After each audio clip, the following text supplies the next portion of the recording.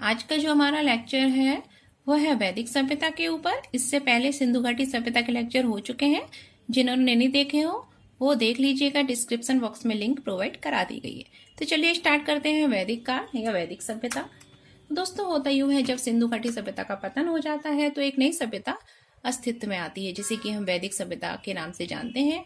ठीक है, वैदिक सभ्यता को आगे दो भागों में वर्गीकृत किया जा सकता है, ऋग्वैदिक काल और उत्तर वैदिक काल। अब आप सोच रहे होंगे इस सभ्यता का नाम वैदिक सभ्यता ही क्यों पड़ा? क्योंकि इसके बारे में जो हमें अधिकांश जानकारी है वो किससे मिली है? वेदों से मिली है। इसलिए वेद आधारित सभ्यता होने के कारण इसको हम वैदिक सभ्यता के नाम से भी जानते हैं। ठीक है, और इसका जो टाइम पीरियड है वो कितना है? 1500 से 600 बीसी के मध्य रहा है। वैदिक सभ्यता जो है इसके बारे में ये भी कहा जाता है कि इसके निर्माता कौन थे? आर्य थे। इसलिए इस सभ्यता को हम आर्य सभ्यता के नाम से भी जानते हैं। ठीक है, तो इसके कितने नाम हो गए? वैदिक सभ्यता, ठीक है, और आर्य सभ्यता के नाम से भी इसको हम जानते हैं। अगर हम देखें ऋग्वैदिक काल, तो ऋग्वैदिक जो काल है उसके बारे में जो हमको जानकारी है तो वो जानकारी हमको दो प्रकार से प्राप्त हुई है। एक प्राप्त हुई है पुरातात्विक साक्ष्यों के माध्यम से, दूसरी साहित्यिक जो साक्ष्य हैं वो कुछ प्राप्त हुए हैं, जिससे कि हमको ऋग्वैदिक काल के बारे में जानकारी मिली है।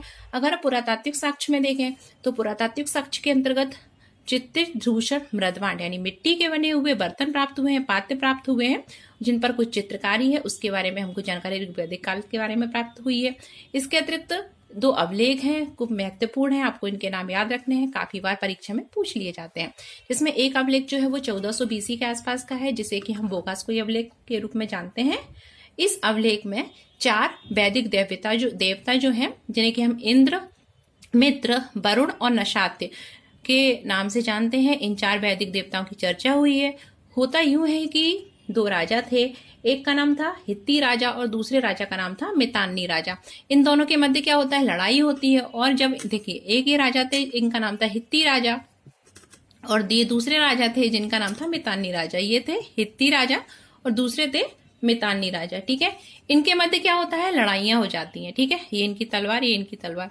अब इनके मध्य लड़ाइयां हो जाती हैं, फिर क्या होता है? एक संधि होती है, और संधि जब होती है तो 4 देवता थे। ठीक है, 4 वैदिक देवता थे, वो क्या होते हैं? साक्षी के रूप में आते हैं कि हाँ आप लोगों के मध्य संधि हो गई है, अब आप आपस में लड़ाइयां नहीं करेंगे। तो ये जो 4 वैदिक देवता हैं ये साक्षी के रूप में यहाँ आते हैं, और इनकी संधि के क्या होते हैं? साक्षी बनते हैं, जिनका नाम है इंद्र, मित्र, वरुण और नशात्य। नशात्य को हम अश्विनी कुमार के नाम से भी जानते हैं। ठीक है, तो जो बोगासकोई अभिलेख है इसमें राजा के मध्य हुई संधि में 4 वैदिक जो देवता थे वो साक्षी के रूप में थे, और इसका उल्लेख है। ठीक है, इसके अतिरिक्त एक अन्य महत्वपूर्ण अभिलेख है जिसे कि हम कस्सी अभिलेख के नाम से जानते हैं, जो कि 1600 बीसी के आसपास का है। और इस अभिलेख से हमको ये ज्ञात होता है कि ईरानी आर्यों की एक शाखा जो थी वो क्या आई थी? भारत आई थी। ठीक है, तो ये 3 हो गए पुरातात्विक साक्ष्य जो कि हमको खुदाई वगैरह में मिले हैं। इसके अतिरिक्त साहित्यिक साक्ष्य के अंतर्गत देखें तो साहित्यिक साक्ष्य के अंतर्गत ऋग्वेद आता है। ठीक है, सबसे प्राचीन वेद है दोस्तों ऋग्वेद, और ऋग्वेद से हमको ऋग्वैदिक काल के बारे में जानकारी प्राप्त हुई है। ठीक है, अगर हम ऋग्वेद को देखें तो ऋग्वेद जो है वो सबसे प्राचीन वेद है, जिसके अंतर्गत 10 मंडल हैं। ठीक है, और 1028 सूक्त हैं और 10,462 ऋचाएं हैं। ठीक है, 10 मंडल, 1028 सूक्त और 10,462 ऋचाएं हैं। आपको बता दूं कि इसमें जो पहला और अंतिम मंडल है वो क्या है? सबसे बाद में जोड़ा गया है। ठीक है, अभी हम ऋग्वेद अच्छे से पढ़ेंगे डिटेल में, तो हम आपको पूरा ऋग्वेद के बारे में बताएंगे। इसके बाद अगर हम उत्तर वैदिक काल देखें तो उत्तर वैदिक काल जो है जिसका टाइम पीरियड क्या है? 1000 से 600 बीसी के आसपास माना जाता है। और उत्तर वैदिक काल के बारे में अगर हम देखें जानकारी किससे प्राप्त हुई है तो ऋग्वेद के बाद के जो 3 वेद हैं, जिन्हें कि हम यजुर्वेद, सामवेद और अथर्ववेद के नाम से जानते हैं, तो इन 3 वेदों से मिली है। साथ ही ब्राह्मण ग्रंथ, ठीक है, हर वेद के अपने ब्राह्मण ग्रंथ होते हैं। इसके अतिरिक्त आरण्य को हम जंगल बुक के नाम से भी जानते हैं। ठीक है, आरण्य।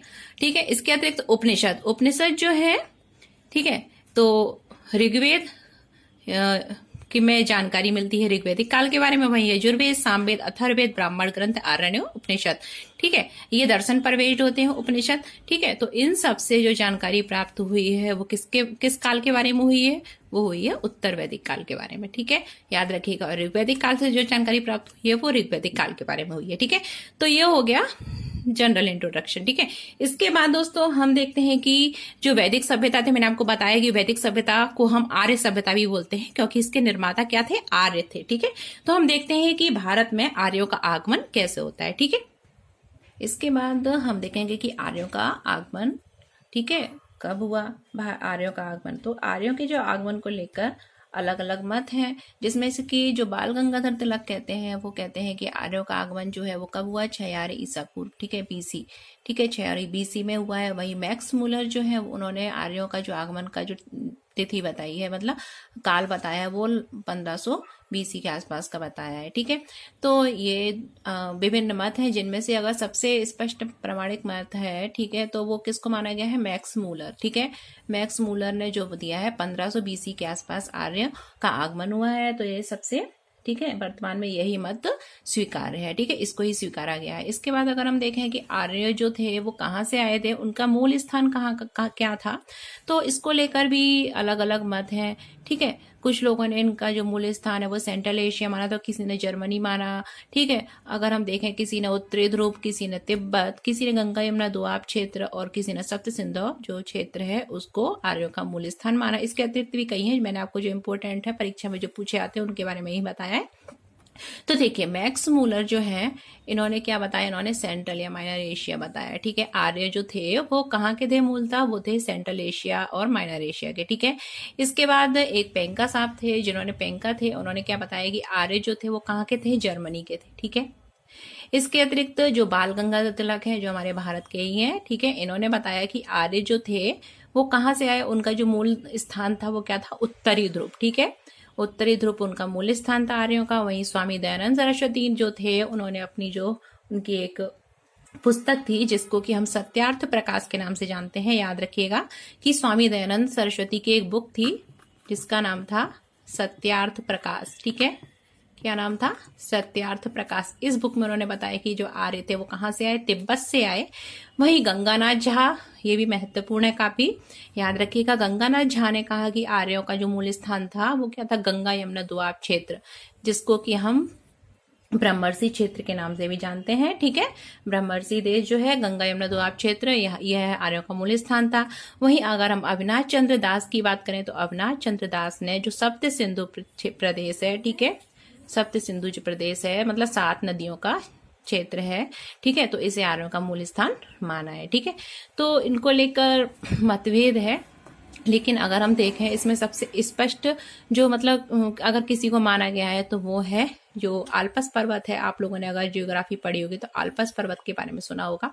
तो जो आल्पस पर्वत के जो आसपास का क्षेत्र है उसको आर्यों का मूल स्थान माना गया है। ठीक है, आर्य यहीं से मूलतः आए थे। ठीक है, तो इसके बाद अगर हम ये हमने जनरल इंट्रोडक्शन पढ़ लिया है, इसके बाद हमारा नेक्स्ट अगला वीडियो आएगा, उम्मीद है कल तक आ जाएगा। उसमें आर्यों के बारे मतलब वैदिक सभ्यता के बारे में काफी चीजें होंगी, तो देखते रहिए।